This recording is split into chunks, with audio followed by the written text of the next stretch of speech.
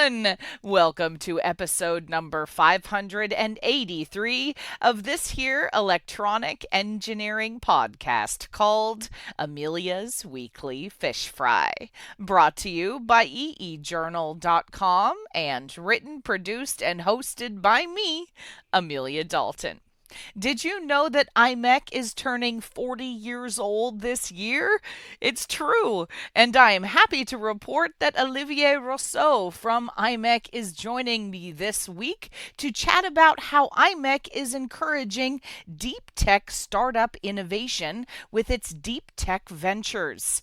We investigate how Imec can help your startup, the steps included in the Imec.DeepTechVentures research process, and some of Olivier's favorite super cool deep tech startups that have been supported by Imec. So, without further ado, please welcome Olivier to Fish Fry. Hi, how are you? Thank you so much for joining me. Good morning, Amelia. Pleasure being here, and thanks for having me on your podcast. Absolutely. Okay, so we're talking about Imec's Deep Tech Ventures. So first, what is this initiative all about? Yes, Deep Tech Ventures, it's an initiative that we have started some 5-6 years ago at Imec. Imec is well known in the tech community globally to be at the forefront of disruption on semiconductors and innovation. We are feeding the world with innovations that have made their way in virtually every single electronic product that you will find today. They all have an Imec content in a way or another. And so we are quite happy and proud of the tech impact we've had in the world of semiconductors so far. Now, if you look around us, Imec is headquartered in Leuven, Belgium. And what we realize is that our technology feeds the tech giants of this globe. And they make a tremendous economical impact with our innovations and their innovations too, as well, indeed. But typically, those companies are located, quite far from here. They're in the US, they're in Asia, sometimes a bit further in Europe. But the impact we've had on a technology standpoint, we feel, is nowhere near the economical impact that we've had so far. So Imec Deep Tech Ventures has been set up to fix exactly that. The ambition that we have is to nurture an ecosystem of deep tech ventures around Imec that are deeply rooted in Imec disruptions and innovations. And that's what we're doing here with a team of about 10 persons. Fantastic. Okay, so if someone in my audience has a deep tech startup, how can Deep Tech Ventures help them?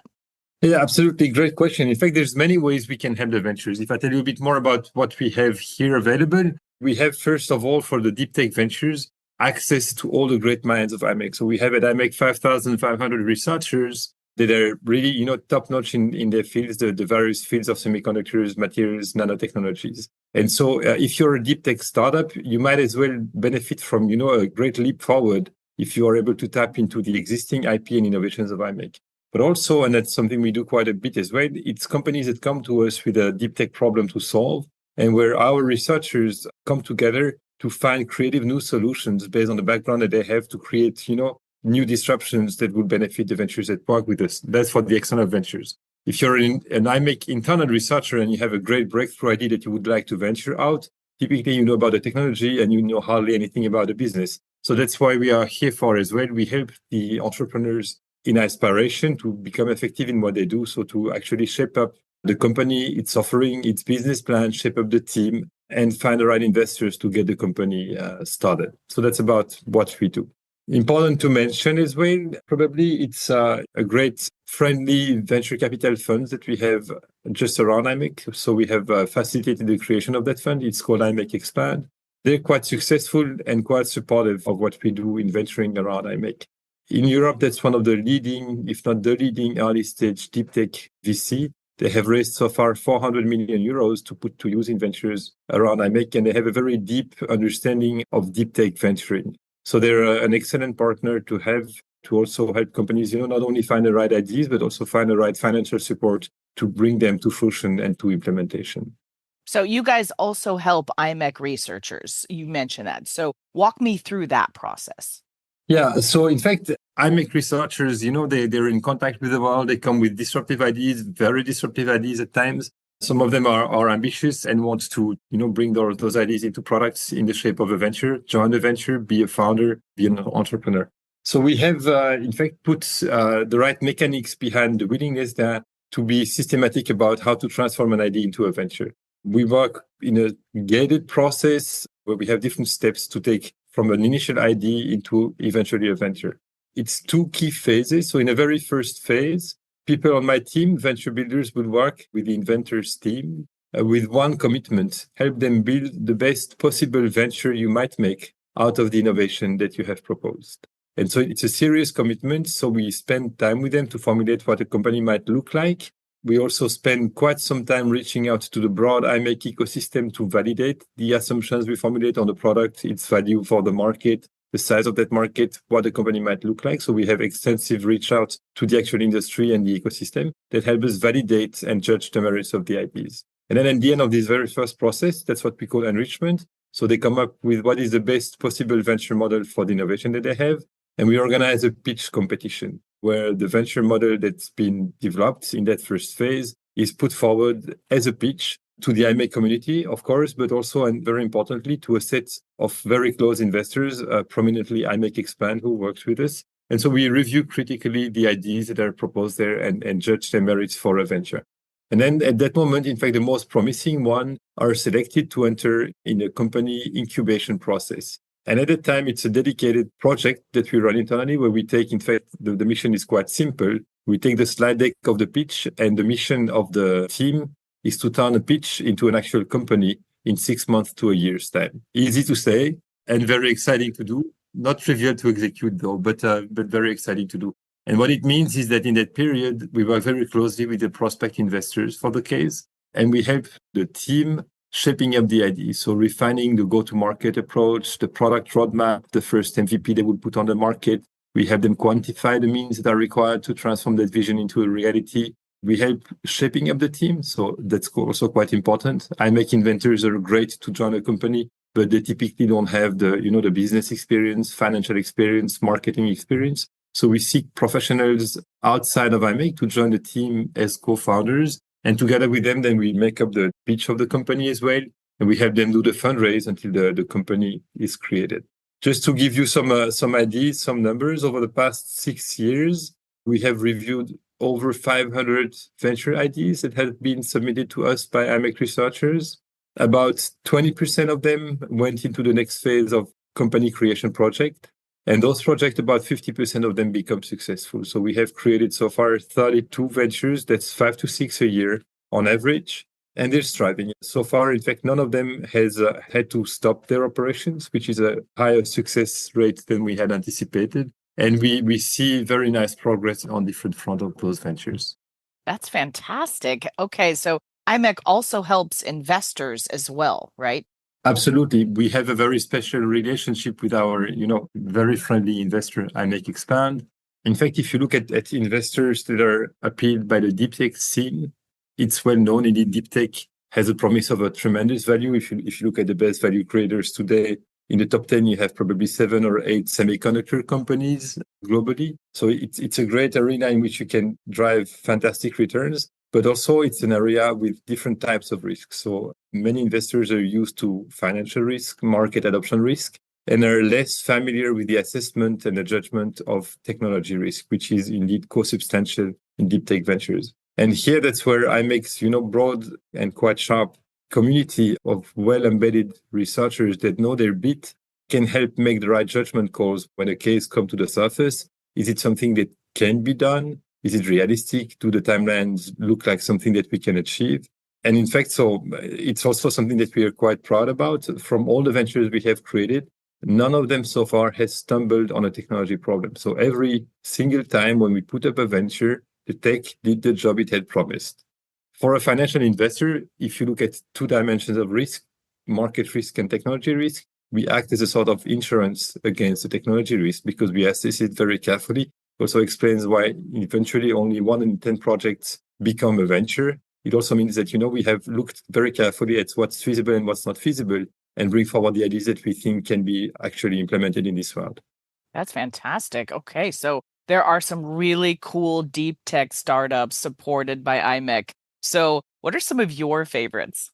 It's a difficult question, of course. Ask a parent who's his favorite child, and it's going to be tough to get the answer. But this being said, if I had to pick a few poster children, as we would say, one of them is a recent one. It's 1.5 years old. It's Wave Photonics. I think they're a good example of what we're trying to implement. So it's a company which is currently raising their Series A. We had seeded them with 10 million euros about a year and a half ago. They are on a journey to disrupt visual experience for the user. It's the very first company on earth who would put forward actual holography based on microchip technology that can be embedded in AR glasses, but also in front of a regular screen, or even think about a standalone hologram that would stand on a table. And unlike what you see today, many people talk about holography.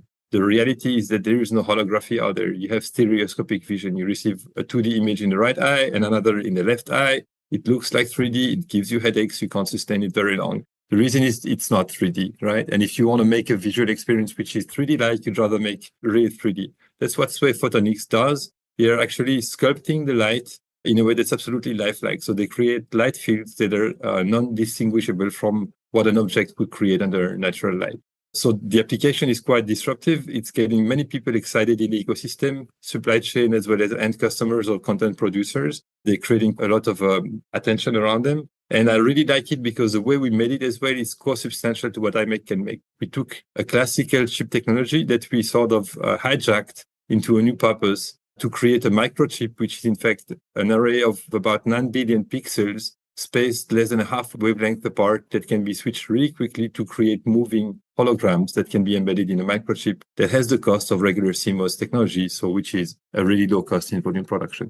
It's a great example of a disruptive venture that's ongoing right now and that's hitting a lot of success, both in developing the team, attracting investors and prospect customers. I'm keen to watch them grow and disrupt the space. That's an example. I might name a second one in the medtech space. It's another company there to help patients, as a prime goal to help patients that are in the ICU. In fact, about 50% of patients in ICU today would benefit from very close cardiac monitoring. And today, in fact, the monitoring that they get is an ECG, which tells you already something about the condition, but which is not comprehensive. And in fact, a key parameter that patients would benefit from being watched, the stroke volume. Every heart stroke, how much volume of blood is being expelled into the patient. And so that can be done today with a regular ultrasound probe, and it requires a technician to watch it. Now, the problem is that this parameter varies over time, and it's not quite realistic, to have someone taking a real-time image next to the patient 24/7 while they're in the ICU.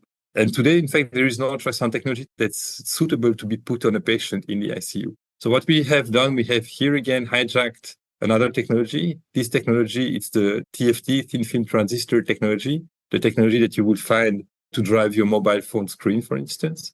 You can peel off such screens and keep a very flexible semiconductor substrate, which is also cheap per square meter, much cheaper than silicon. We've developed a process to integrate in that one an array of PMUT ultrasound transceivers, making that we have, in fact, as a form factor, a patch which is flexible that will adapt to the chest of the patient. It has a very wide array of ultrasound transceiver and can, in real time, on the patient, create an image of the heart as it beats. And then with the right AI tools on top of it, can compute real time the stroke volume and generate alarms as is required for the patients. It's a great advancement for such patients. It's also the first step to a market that we see emerging in the longer distant future of, at-home monitoring of patients with a problem that would not need to stay in a hospital. That business case is for the future because it's a chicken and egg problem. There's no such technology today, so there's no use case just yet.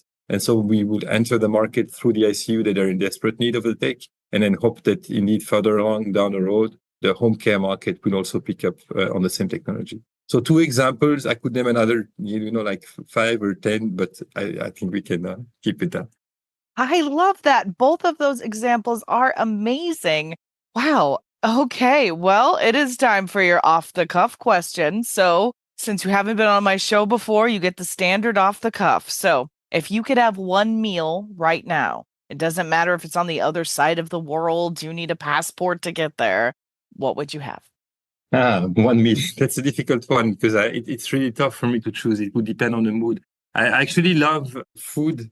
I love to make food myself, so I would probably make a meal myself. I wouldn't need to travel to the other side of the world, but I really fancy that's a mix between, well, from my accent, you can tell, French culture. So I, of course, like French food, but I like it in a different manner. Not the classical French food, inspired by French food, by French traditional cuisine, but adding a mix of ingredients that are both like seasonal ingredients, things you will see grow in your own garden, but also bring the taste and the spice of exotic cultures, curries, exotic fruits, remote ingredients in sort of a more creative fusion food. So you would delight me today with a fresh, spring-inspired fusion type of food, probably with some curry inside it, and probably some fish and some exotic fruit next to it, something in that style. Yeah.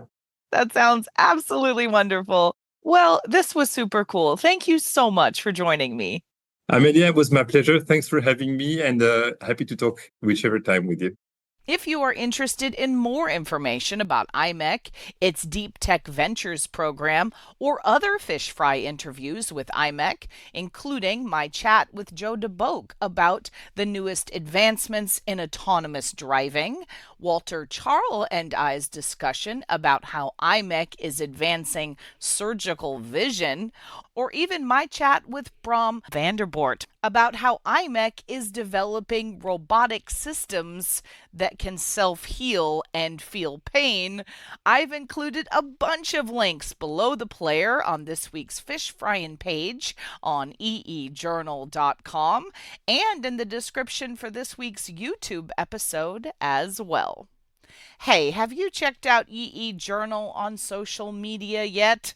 Well, you should. You can find us at facebook.com/EE Journal. If you're into X, you can monitor our tweets at EE Journal TFM. And don't forget, if you would like to follow my personal account, check out Amelia D 1978. And hey, if LinkedIn is more your thing, I dig it. You can follow us or me on LinkedIn as well. And we are now on Blue Sky Social and Mastodon too. And we have a YouTube channel, youtube.com/EEJournal. Folks, it is chock full of all kinds of techie videos, including our very popular Chalk Talk webcast series hosted by me. And of course, you can subscribe to our EE Journal YouTube channel as well. Also, make sure that you subscribe to this here podcast on Spotify, Podbean, Apple Podcasts, or just about any other podcasting platform to listen to some exciting upcoming episodes. Thank you, everyone, for tuning in. If you know of any cool new technology or heck you just want to chat, shoot me a line at Amelia, that's AMELIA, at eejournal.com, or post a comment on our forums on EE Journal. For the week of May 24th, 2024, I'm Amelia Dalton, and you've been fried.